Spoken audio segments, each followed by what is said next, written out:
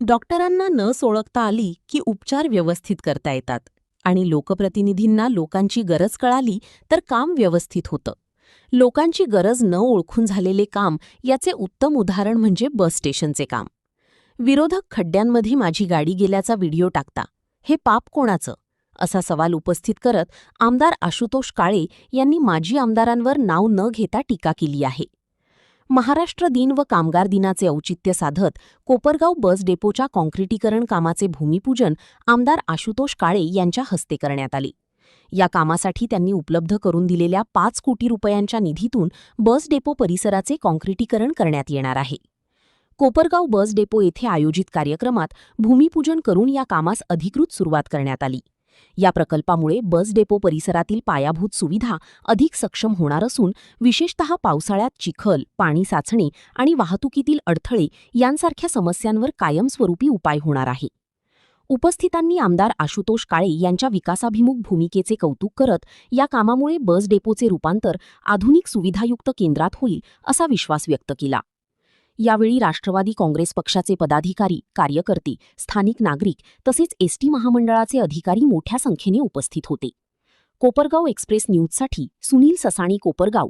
प्रमाणे आपल्या bus depot आणि बस स्टेशन, बस स्टँड हे अनेक वर्षांपासून त्याचं काम होणं अपेक्षित होतं. ठीक आहे, आता लेट झालं, परंतु ते होत असताना बस स्टँडची गरज, प्रवाशांची गरज आणि एकंदरीत शहराची गरज किंवा नागरिकांची गरज हे लक्षात घेणं खऱ्या अर्थाने त्याच्यामध्ये अपेक्षित होतं. आज आपण डेपो आणि डेपोच्या परिसराचं काँक्रिटीकरण करतोय. परंतु मागच्या काळामध्ये ज्यावेळेस बस स्टँडचं काम झालं,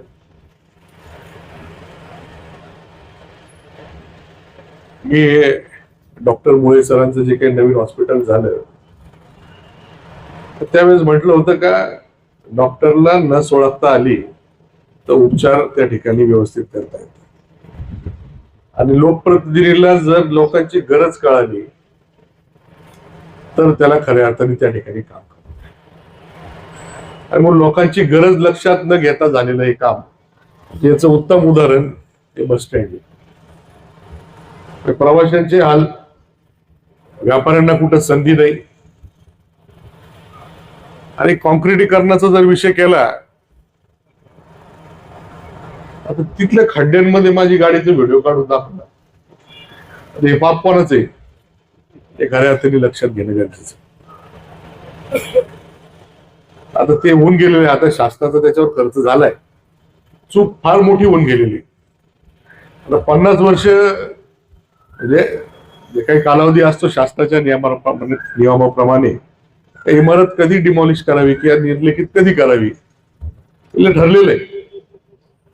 तर मग त्यात विशेष बाब जर असेल तरच त्या ठिकाणी इमारतमध्ये काहीतरी मॉडिफिकेशन करता येतील, काहीतरी लोकांच्या गरजेप्रमाणे त्या ठिकाणी काम करता येईल. आताच्या घडीला ते फार अवघड आहे.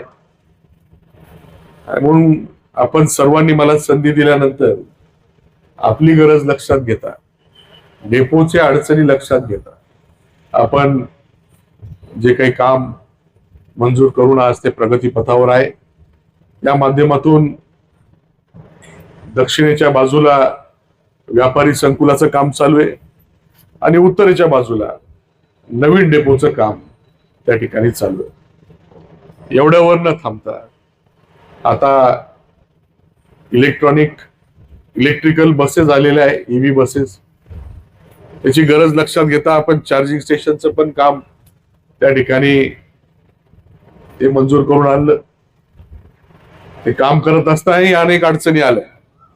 कुठे मग ठेकेदार कुठे? स्टेशन, इलेक्ट्रिक स्टेशनचं काम करतानाही अनेक अडचणी तुम्हाला आणले गेले,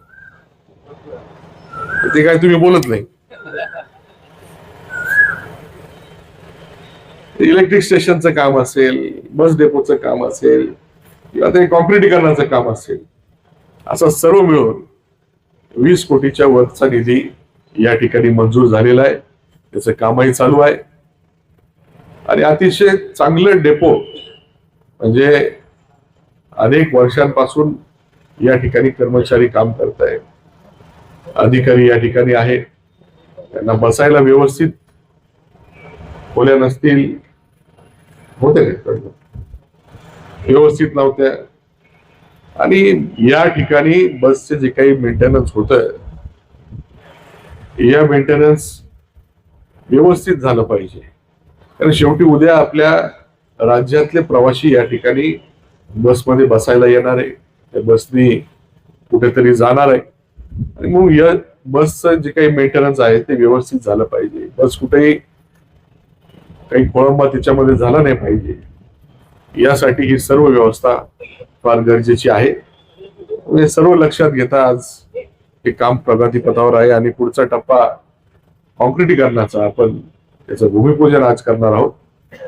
मी आपण सर्वांनी जी काही संधी दिली त्या माध्यमातून जेवढे शक्य होतील, जेवढ्या आपल्या अडचणी असतील त्या सोडवण्यासाठी काम करत आलेलो आहे आणि पुढे देखील काम करत राहणार आहे. आपल्याला जेवढं शक्य होईल तेवढे प्रश्न मिटवायचे. भरपूर प्रश्न आहे, या सगळ्या मूलभूत गरजा आहे. याच्या पुढे जाऊन आपलं प्रपंच, आपला रोजगार, यासाठी पण आपल्याला काम करायचं आहे. आपण काम करतोच आहे, पण अधिकचा रोजगार कसा निर्माण होईल, अधिकचे लोक या ठिकाणी आपल्या शहरामध्ये राहण्यासाठी कसे येतील. जर आपल्याकडे इन्फ्रास्ट्रक्चर असलं, जर आपलं इन्फ्रास्ट्रक्चर व्यवस्थित असलं, तरच लोक येतील, तरच उद्योग व्यवसाय येतील. ही गोष्ट तितकीच खरी आहे आणि म्हणून या सर्व गोष्टी अतिशय महत्वाच्या आहेत. ठीक आहे, कोणी म्हणाल डेपोमध्ये काही लोकांना यायचंय का? लोकांना जरी यायचं नसेल, परंतु जी काही बस या ठिकाणी मेंटेन केली जाणार आहे, रिपेअर केली जाणार आहे, त्याच्यामध्ये लोक बसणार आहे, त्यांनाही कुठल्या प्रकारचा त्रास होऊ नये ही काळजी त्या ठिकाणी डेपोच्या माध्यमातून घेतली जाईल, याची अपेक्षा आपल्या सर्वांकडनं असतेच. पुढेही अजून चांगल्या पद्धतीने काम होईल एवढी अपेक्षा व्यक्त करतो. आज आपण पाहतोय का आपण ग्राउंड आणि फर्स्ट फ्लोअर व्यापारी संकुलचं काम झालेलं आहे आणि पुढे पण आपण एक मजला वाढवण्यासाठी मागणी केलेली आहे. ती मागणी लवकरच मिळेल अशी अपेक्षा आहे, कारण त्याचा पाठपुरावा मी करतोय. एक मजला अजून वाढला तर तिथं अजून काही लोकांना त्या ठिकाणी ऑफिसेस काढता येतील, तिथं काही पण होऊ शकेल. अशा पद्धतीने ते सर्व काम पुढे आपल्याला न्यायचं आहे. लिफ्टचं पण प्रोव्हिजन कसं करता येईल याचा पण आपण विचार करतोय, जेणेकरून दुसऱ्या मजल्यावर लोकांना जायला कुठली अडचण येणार नाही. ही सर्व गोष्ट त्या ठिकाणी व्यापारी संकुलामध्ये आपण करण्याचा प्रयत्न करतोय. निश्चित त्याला स्वरूप येईल याची मला खात्री आहे. तर आपण संधी दिलेली आहे, त्या संधीच्या माध्यमातून जेवढे शक्य होतील जास्तीत जास्त कामं आपण करणार आहोत, करत राहू, एवढंच या ठिकाणी सांगेल.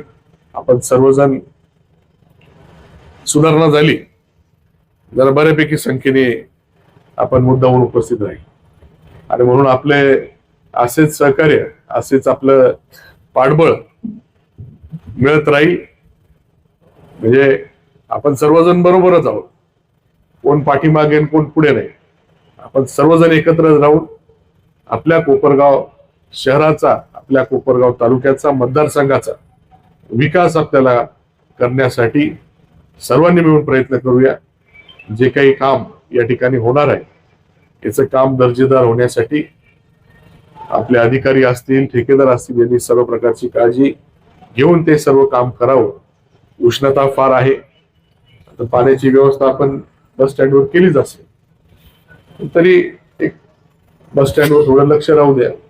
कोणी काही वाटलं तर लगेच हॉस्पिटलमध्ये पोहोचण्याची व्यवस्था आपण करा. उष्णता फार असल्या कारणाने आपल्याला सर्व जे काही नियम किंवा जे काही सूचना सरकारने केलेल्या आहे ते लोकांना आपण थोडस काळजीपूर्वक त्या ठिकाणी सांगावे, अशा प्रकारची विनंती करतो. आपण सर्वजण आल्याबद्दल पुन्हा एकदा आपल्या सर्वांचे आभार व्यक्त करतो. आपल्या सर्वांना आजच्या महाराष्ट्र दिनाच्या, आजच्या कामगार दिनाच्या मनापासून खूप खूप शुभेच्छा देतो. जय हिंद, जय महाराष्ट्र. धन्यवाद.